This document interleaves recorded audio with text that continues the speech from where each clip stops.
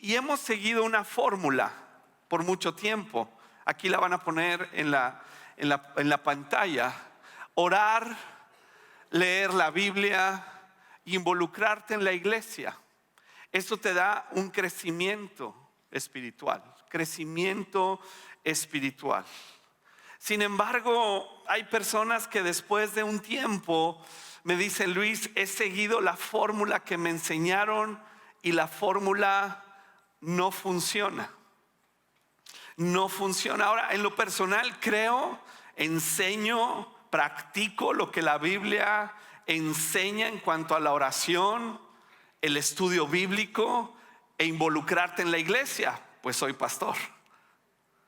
Creo firmemente que la oración, el ayuno, la lectura ordenada, disciplinada de la Biblia es parte esencial de nuestro crecimiento. Pero como que falta un elemento. Junto con esas disciplinas espirituales existe algo esencial para avanzar en la madurez cristiana. Es importante orar, es importante leer y estudiar la Biblia, es importante congregarte e involucrarte en la iglesia. Sin embargo, cuando lo vemos como una fórmula fría en la cual solamente actuamos y esperamos un fruto, vamos a caer muchas veces en desilusión. Porque existe otro elemento en esto, lo que llamaré luchar con Dios. Luchar con Dios. Y quiero explicarte a qué se refiere luchar con Dios. Me doy cuenta que en el crecimiento y madurez cristiana, el crecimiento y la madurez cristiana es un proceso. Y yo creo me has oído mencionar esta palabra. Si ya tienes tiempo en convivencia, me has oído mencionarla mucho. Proceso. Igual creo en los milagros de Dios, lo extraordinario de Dios, que en un instante Él puede obrar.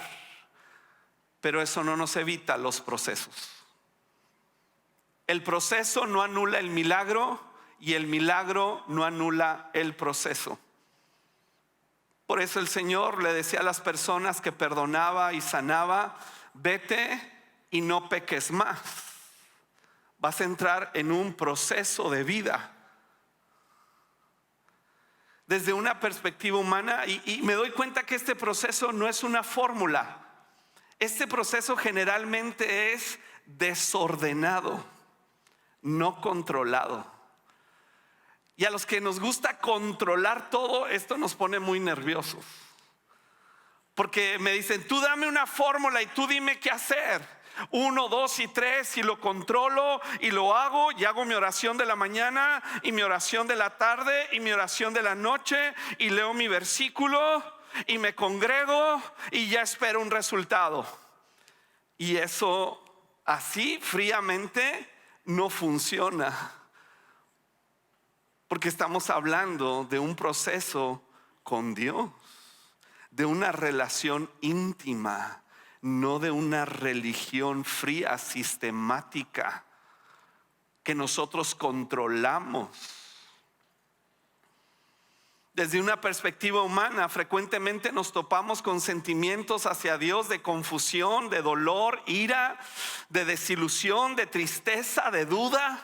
Al igual que saboreamos su bondad, su dulzura, misericordia, gracia y provisión.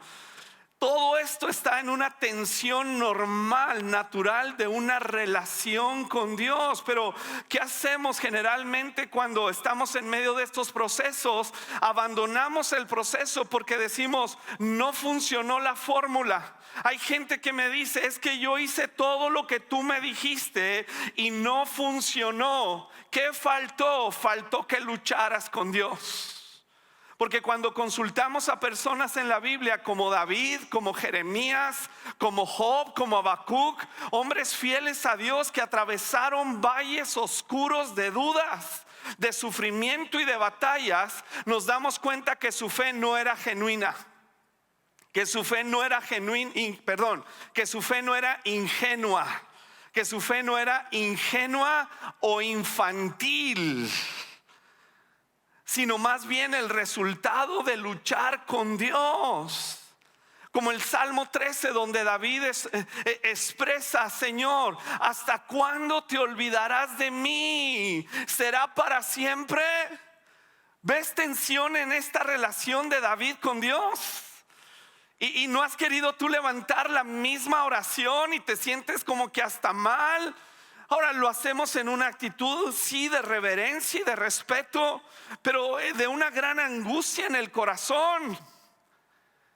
¿Hasta cuándo mirarás hacia otro lado? ¿Hasta cuándo tendré que luchar con mi angustia? Con angustia en mi alma y con tristeza en mi corazón día tras día. ¿Y qué se dice de Job? Job 16:11.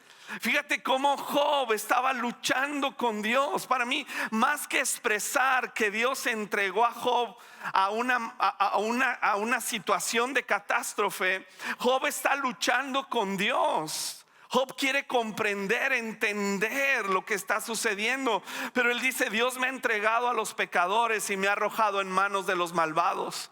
Yo vivía tranquilo hasta que él me quebró, me tomó por el cuello y me hizo pedazos, y después me usó como blanco.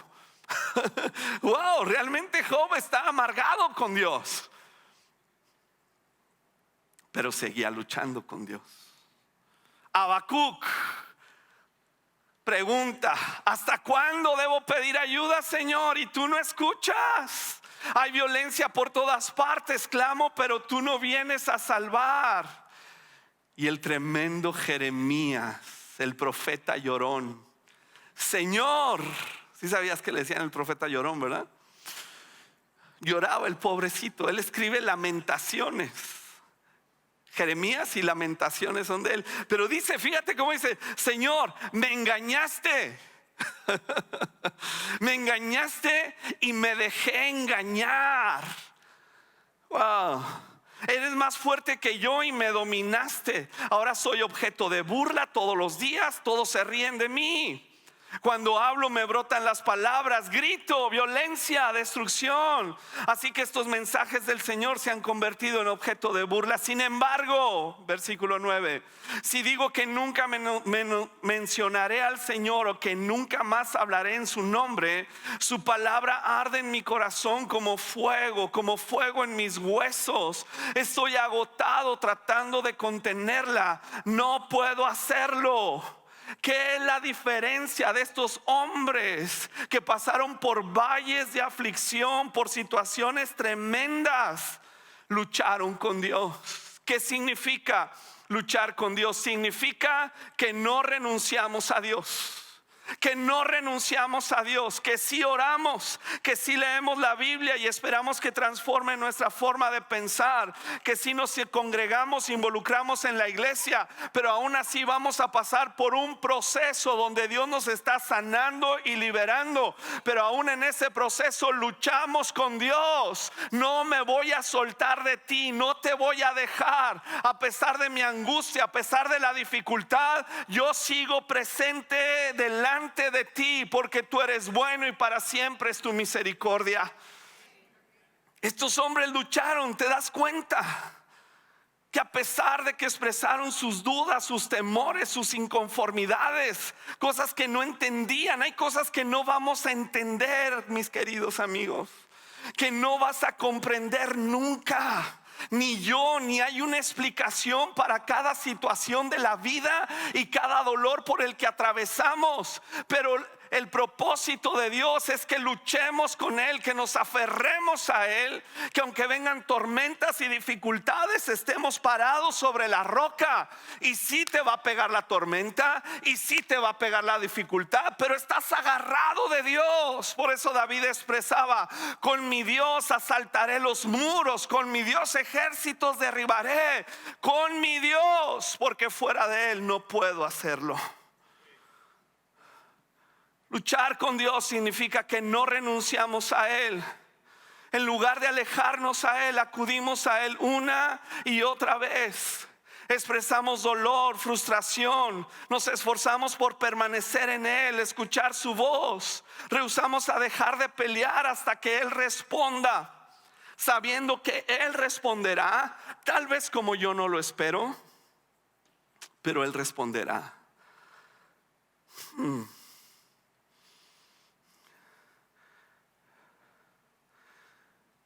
Quiero hablarte de una de nuestras peleas más grandes con Dios. Una de nuestras luchas con Dios más feroces trata con el asunto del perdón. Esta es la batalla más grande que yo he tenido con Dios. Cuando sí leo en su palabra y creo que soy un hombre temeroso, que por la gracia de Dios estoy de pie. Pero esta es una lucha para mí con Dios, porque Él me habla de perdonar, de perdonarme a mí mismo cuando fallo y de perdonar a otros. Y te puedo recitar todos los versículos acerca del perdón y todos los pasajes del Antiguo y del Nuevo Testamento que hablan del perdón, pero a veces no quiero perdonar y no quiero perdonarme a mí mismo. Y entonces entro en una batalla. Pero hay una diferencia en entrar en una batalla conmigo mismo o meterme en una batalla con Dios. Porque si me meto en una batalla con mí mismo, se llama humanismo. Está centrado en mí. Y entonces mis pensamientos me van a justificar diciéndome: no perdones, tú tienes la razón. No tienes por qué arrepentirte y no tienes por qué. No la regaste. Es humanismo. Si yo me centro en la otra persona, me lleno de amargura y resentimientos porque me fallaste, porque me dañaste. Si me centro en el problema, entonces voy a estar como muchas personas. ¿Y por qué sucedió? ¿Y por qué sucedió? ¿Y por qué sucedió? Y esas preguntas, queridos, a veces es como el perro que quiere agarrar la cola. Nunca la agarra y estamos dando vueltas y vueltas y vueltas y vueltas y vueltas, y al final terminamos cansados, agotados y no sabemos por qué sucedió. Pero la verdad es que sucedió porque el pecado ha llenado nuestros corazones, a la humanidad misma. Y entonces tengo otra opción. ¿Cuál es? Meterme con Dios y luchar con Dios y decirle: yo sé lo que pides de mí. Yo sé que tú me perdonaste en la cruz del Calvario. Yo sé, Señor, pero en mi corazón está la rabia, el resentimiento, el odio. Quiero vengarme, quiero hablar, quiero decirlo, quiero gritarlo, quiero hacerlo. ¿Por qué? Porque quiero desquitarme. Esa es mi naturaleza. Y la tuya también, aunque te veas muy santo hoy. Yo sé que tú también luchas con ello. Y entonces estoy cansado que en la iglesia maquillemos todo esto y digamos: no, hermano, es que hay que orar. No, hay que luchar con Dios. Hay que luchar con Dios. Porque después de más de 30 años de seguir al Señor, me doy cuenta que una oración sistemática y fría no me va a ayudar.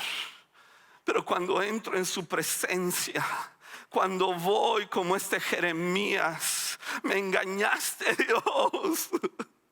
Me sentí engañado, como Habacuc, como Job, como David. Esta es mi condición. No voy a maquillar nada de lo que soy. Esta es la realidad de mi vida y la condición de las personas con las que vivo. Señor, ayúdame. Soy frágil y vengo ante ti de una manera transparente. Estoy lleno de odio y resentimiento. Me consumen las noches y no me deja dormir. Señor, ayúdame. Sálvame, porque no puedo. En lugar de una religión fría y sistemática que nos han dicho: el perdón es una decisión. Pues nos hubieran dicho hace mucho tiempo. Y entonces decide perdonar. Yo decido. Pero tú sabes que no, que va más allá de una decisión. Porque el perdón, mis queridos, no es una decisión. Bíblicamente no es una decisión, es un mandamiento. Es un mandamiento. Entonces cuando yo me topo con el mandamiento, yo voy con Dios y le digo: no puedo. Quiero honrarte sinceramente, quiero honrarte, quiero amarte, quiero deshacerme de la amargura y resentimiento, pero no puedo. Y tengo el Espíritu Santo dentro de mí que constantemente me está llevando a tu presencia. Y cuando te veo cara a cara y veo la cruz del Calvario, me llega la convicción: Luis, tienes que deshacerte de esa amargura y resentimiento, pero yo no puedo.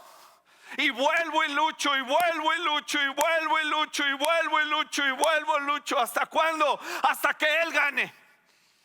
Hasta que Él gane, hasta que Dios sea el triunfador. Y cuando Dios gana, entonces me da la victoria sobre mis enemigos. No es una fórmula, amado. Aunque hay que orar, leer la Biblia y congregarse, no es una fórmula, es una batalla. Es una relación.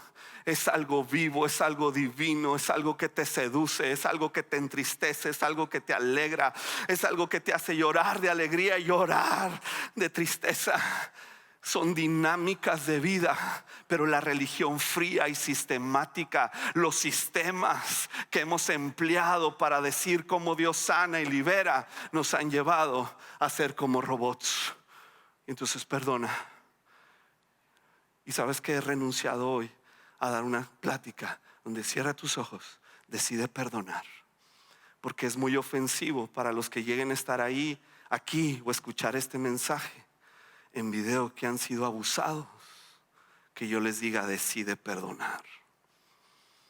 A los que hemos pasado por real abuso, si tú me dices decide perdonar, me vas a hacer enojar, porque no comprendes la angustia del abuso, la angustia de vivir en el abandono. Pero entonces Dios te invita y te dice: ven, luchemos tú y yo. No luches con tu adversario, no luches con el que te dañó, lucha conmigo. Lucha conmigo, lucha con papá. Ven, hablemos. Y entonces en esta dinámica de lucha, Él empieza a mostrarse, a revelarse. Y a veces yo salgo de estas batallas, te soy sincero, y sigo en mi corazón con esta lucha, con esta batalla para perdonarme mis errores y perdonar a otros. Y tengo que regresar otra vez y regresar otra vez. Y quiero hablarte brevemente de un joven que conocemos todos en la Biblia como José el soñador. Un joven que luchó para perdonar, porque cuando hablamos del camino a la sanidad,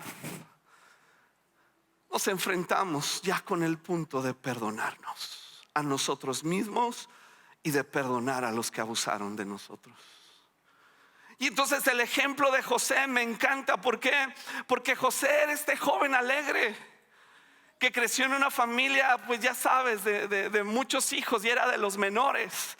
El menor en ese momento, aunque tenía a su hermano Benjamín, pero él traía su túnica de colores, él tenía sus sueños, su alegría. Y un día papá lo manda a llevarle comida a sus otros hermanos que estaban allá atendiendo asuntos en el campo. Y los hermanos lo odiaban realmente, porque su alegría, su entusiasmo por la vida, sus sueños, nos tienes cansado. Y entonces ellos traman cómo matarle, pero luego se arrepienten y dicen: no, vamos a venderlo. Y lo venden a unos traficantes de personas. José es llevado a Egipto como esclavo. Es acusado falsamente de un crimen que no cometió y abandonado en la cárcel. Años más tarde, gracias a sus dones y talentos, José pudo salir de la cárcel y a través de mucho esfuerzo y dedicación logró un trabajo en el gobierno de ese país de Egipto que le permitió llegar a ser una persona de gran poder e influencia. Y cuando José pensaba que ya había superado el dolor de su juventud, Al parecer los fantasmas de aquel tiempo habían desaparecido. Los demonios que lo atormentaban en la cárcel habían desaparecido, pero realmente habían estado maquillados por la posición económica, social, política, maquillados por una nueva cultura egipcia, maquillados por muchas cosas como tú y yo tendemos a maquillar para aparentar. Y cuando él pensó que ya había pasado todo, un día sus hermanos vinieron a él. Sin reconocerlo, le pidieron ayuda, ya que en su país natal estaban muriendo de hambre. En ese momento José tenía ante él la oportunidad de oro, la oportunidad que había soñado tal vez por muchos años de vengarse haciéndole sufrir tanto como ellos le hicieron a él. Y ahora contaba con el poder y la autoridad para hacerlo. Y entonces José tenía dos opciones: o me vengo en este momento y sí, sigo lidiando con la herida abierta que supura amargura y resentimiento, o número dos, lucho con Dios para acabar con este tormento en mi vida. Y empieza la lucha y no hay tiempo para ver toda la historia, pero José empieza a luchar con Dios. Llegan los hermanos a pedirle de comer y José los acusa: ustedes son espías. Y los hermanos dicen: no, sí, ustedes son espías. Ustedes vienen a espiar la tierra, ustedes vienen a dar un golpe de estado, ustedes vienen a robarnos nuestras provisiones. José les exige que traigan a su hermano menor Benjamín para creerle, y José y sus hermanos empiezan a recordar. Fíjate el versículo 21, Génesis 42, 21. Empiezan a recordar. Hablando entre ellos dijeron: es obvio que estamos pagando por lo que le hicimos hace tiempo a José. Vimos su angustia cuando rogaba por su vida. O sea, la historia de José el soñador la leemos muchas veces así como que: ay, José el soñador tuvo sueños. Ese tipo estaba amargado. Ese tipo fue vendido por sus hermanos mayores, quien debían protegerlo. Y en ese momento él está luchando y diciendo: me las van a pagar. Ustedes vieron mi angustia, vieron mis lágrimas. Rubén, así se llamaba uno de sus hermanos. Rubén, tú viste cuando me estaban llevando y no hiciste nada. Papá, tú sabías. Mamá, tú sabías y no hiciste nada. Te volteaste para el otro lado fingiendo, por quedar bien con el maestro, por quedar bien con el compadre, por quedar bien con el tío, con el amigo. Y ahora José los tiene y dice: ahora me las van a pagar toditas. Pero como es un hombre de Dios, él está luchando con Dios. Y él recuerda, dice: por eso ahora tenemos este problema. Y entonces en el 24 José ya no aguanta y se aparta para llorar. Se aparta para llorar. Está luchando con Dios. Yo no me lo imagino que entra simplemente a un cuarto para llorar y ay, no. Es un hombre que ha tenido las revelaciones de Dios, los sueños de Dios. Él entra a un cuarto y yo me lo imagino: Señor, ahí están mis hermanos. Quiero matarlos, quiero mandarlos a la horca. Tengo el poder y la autoridad. Ahora soy un hombre y una mujer. Ahora me puedo defender, ahora puedo hablar. Y él está llorando. ¿Qué hago con mis hermanos? Wow. Finalmente los manda de regreso y dice: tráiganme a su hermano Benjamín, y deja a uno preso. Y entonces en el 43 Judá le dice a su papá Jacob: mándanos a Benjamín. José, el hombre, no es José, todavía no sabían que era José.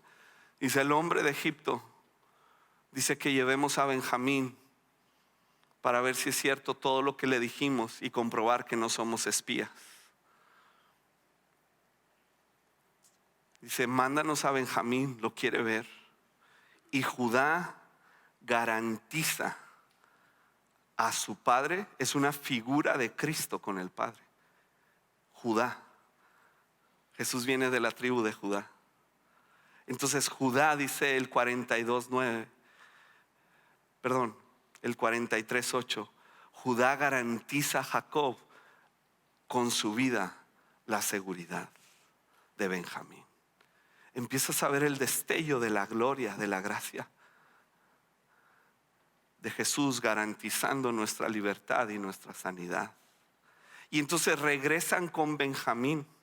Y cuando está ya José viendo a su hermano de la misma mamá, los otros eran de diferentes mamás, pero ve a su hermano Benjamín y lo abraza, lo besa.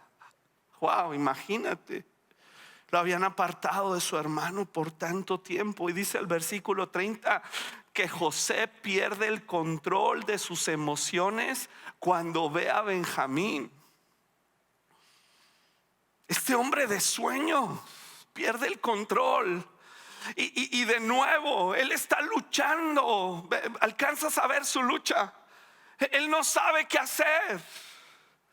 Él está luchando y pierde sus emociones cuando ve a Benjamín. Entonces él actúa de una manera incorrecta. José, y dice, ya sé, me voy a quedar con Benjamín, porque también tengo miedo que estos otros lo abusen como me vendieron a mí.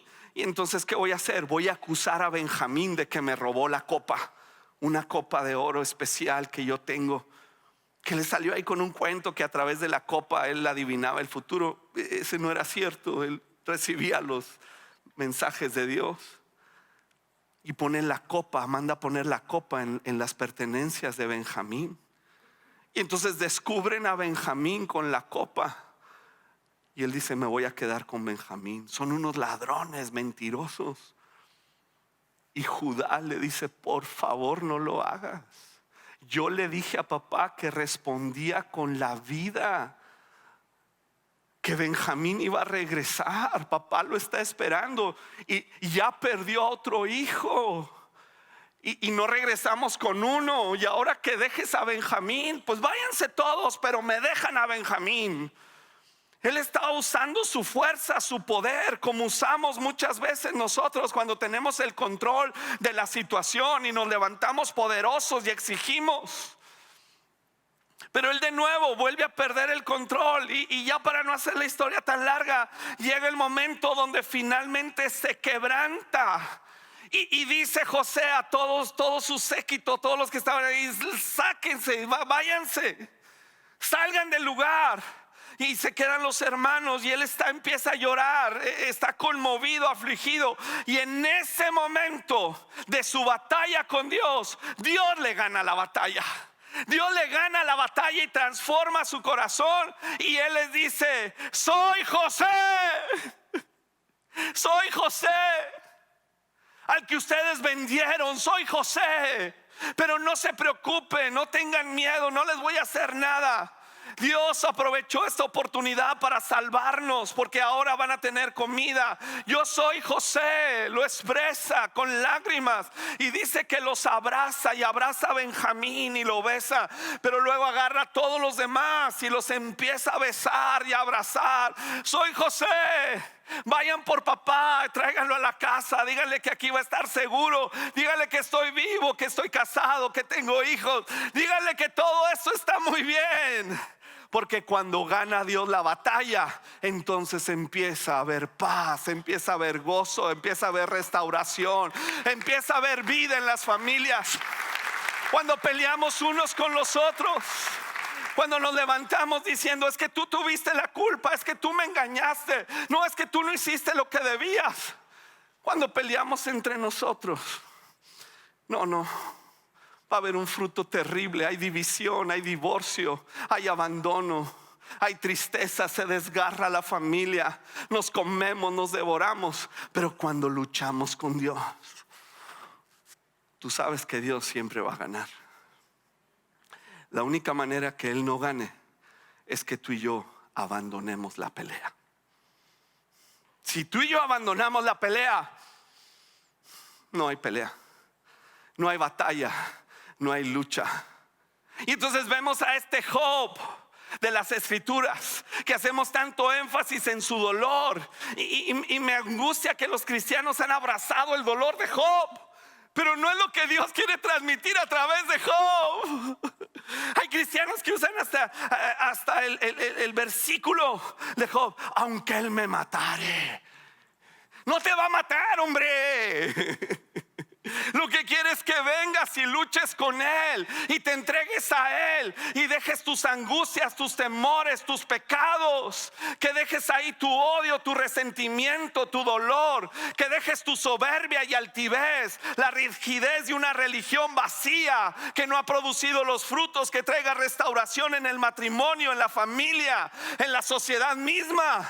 Que dejemos de maquillarnos las caretas y digamos ante Dios: este soy yo, vamos a luchar contigo porque sabemos que tú ganarás, y no dejamos la batalla hasta que tú ganes y nos restaures y Cristo sea formado en cada uno de nosotros.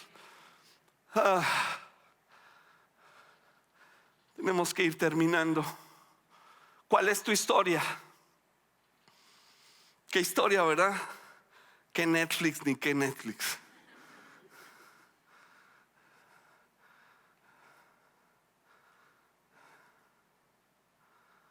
Perdemos tanta energía luchando con nosotros mismos, luchando con las personas, luchando con pensamientos, luchando con el pasado.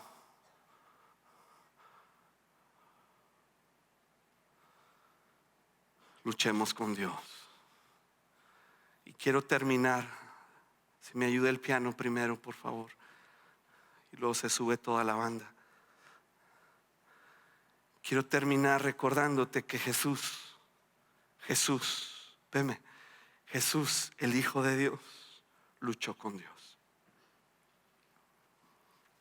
Se aventó 3 rounds. 3 rounds. El cuadrilátero era el huerto. Dice Mateo 26:39. Que se adelantó un poco más y se inclinó rostro en tierra mientras oraba: Padre mío, imagínatelo. Puedes cerrar tus ojos un momento. Puedes imaginar a Jesús como lo describe la Escritura, con una gran angustia. Padre mío, si es posible que pase de mí esta copa de sufrimiento, sin embargo, quiero que se haga tu voluntad, no la mía. Pero no fue suficiente, aún para Jesús no fue suficiente esa oración. Él regresó otra vez: Padre mío. Y la segunda no fue todavía suficiente. Regresa una tercera vez: Padre, tú sabes esta angustia, pero no se haga mi voluntad sino la tuya.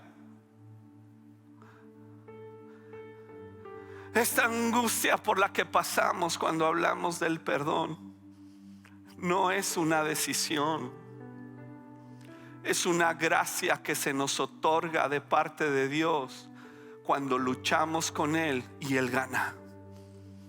Él gana y Él otorga gracia para perdonarte a ti mismo y perdonar a los que te ofendieron. Y tal vez ha sido una vez, y otra vez, y te has preguntado por qué si he ido una y otra vez y lo he confesado y lo he declarado. Porque es una lucha. Es una lucha. Jesús, fueron tres batallas, 3 rounds. A lo mejor para nosotros son 5, son 10, son 15. Y logras ver que algo está sucediendo en tu corazón, pero a pesar de todo no lo sueltas a Él, no lo dejas a Él, sigues con Él, no abandonas a Cristo, no abandonas la iglesia, no abandonas la palabra, no abandonas la oración, no abandonas, porque nosotros no somos de los que retrocedemos. Somos de los que tienen fe para preservación del alma, y entonces entramos a su trono de gracia y luchamos con Él y nos tomamos de Él y lo abrazamos, lloramos, decimos: ¿hasta cuándo, Dios? ¿Hasta cuándo, Dios? Ven, Espíritu Santo, ven a mi vida, líbrame de esta amargura. Cuando pienso en el daño que me hicieron, en las palabras que me hicieron, en el abandono, en cómo cargaron sobre mí culpas y he llevado vergüenzas, Señor, aquí estoy, vengo a luchar como Jesús, Padre, vengo a luchar como José, vengo a luchar como David, como Habacuc. Vengo a luchar, Señor, delante de ti. No te voy a abandonar, no voy a dejar mi posición. Vengo a luchar. No sé cómo saldré hoy, si será la batalla definitiva, pero voy a volver una y otra y otra y otra hasta que tú ganes. Y como dijo Jeremías: me sedujiste y fui seducido. Me ganaste y ahora soy libre y hay gozo en mi corazón. No voy a luchar conmigo mismo, no voy a luchar con las personas, con las circunstancias, no voy a luchar con aclarar cosas, voy a luchar contigo.